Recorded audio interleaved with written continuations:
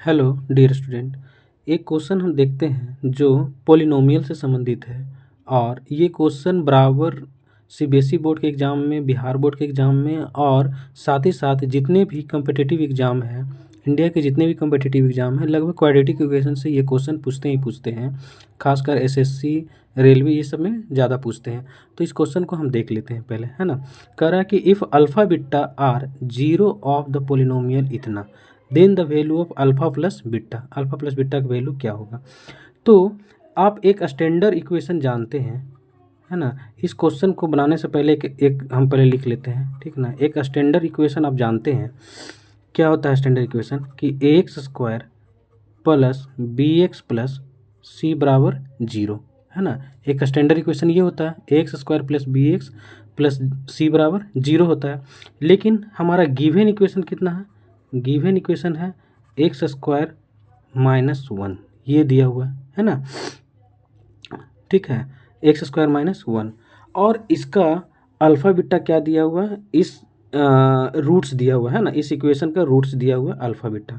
तो जब standard equation इतना दिया हुआ है तो इसका रूट होता है अल्फ़ा प्लस बीटा बराबर माइनस बी बाई ए।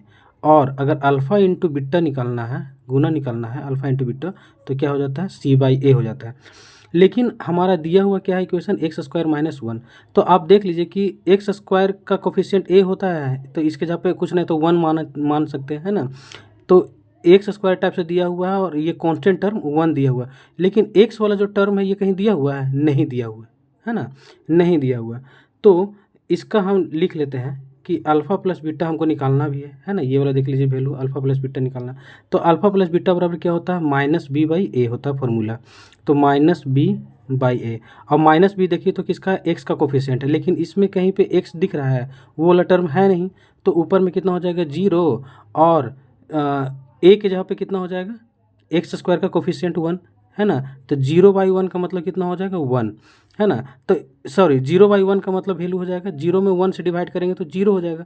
तो आंसर कितना हो जाएगा, ऑप्शन नंबर डी मेरा सही हो जाएगा, ठीक है। लेकिन अगर यहीं पे अल्फ़ा इंटू बीटा पूछता, है ना, अल्फ़ा इंटू बीटा पूछता इस क्वेश्चन के लिए, तो कितना होता है alpha into beta, C by A होता है ना। और सी क्या क्या होता है, कांस्टेंट टर्म। तो कांस्टेंट टर्म कितना दिया हुआ, वन दिया हुआ है। और एक इसको मानते हैं एक्स स्क्वायर का कोफिशिएंट, यानी एक्स स्क्वायर के साथ में जो गुना रहता है उसको ए बोलते हैं, है ना। देख लीजिए यहाँ पे, तो ए के जहाँ पे कितना हो जाएगा, वन, है ना, वन छिपा हुआ है। तो अल्फ़ा इंटू बीटा अगर पूछता इसी क्वेश्चन के लिए, तो अल्फ़ा इंटू बीटा के जहाँ पे कितना हो जाएगा, वन हो जाएगा। ये वाला आंसर हो जाता है, बी नंबर ऑप्शन हो जाता है, ठीक है ना। तो आई थिंक ये क्वेश्चन आपको अच्छे से समझ में आ गया होगा। अगर वीडियो अच्छा लगा हो तो दोस्तों के साथ शेयर कर दीजिएगा और ज़्यादा से ज़्यादा लाइक कमेंट ज़रूर कीजिएगा।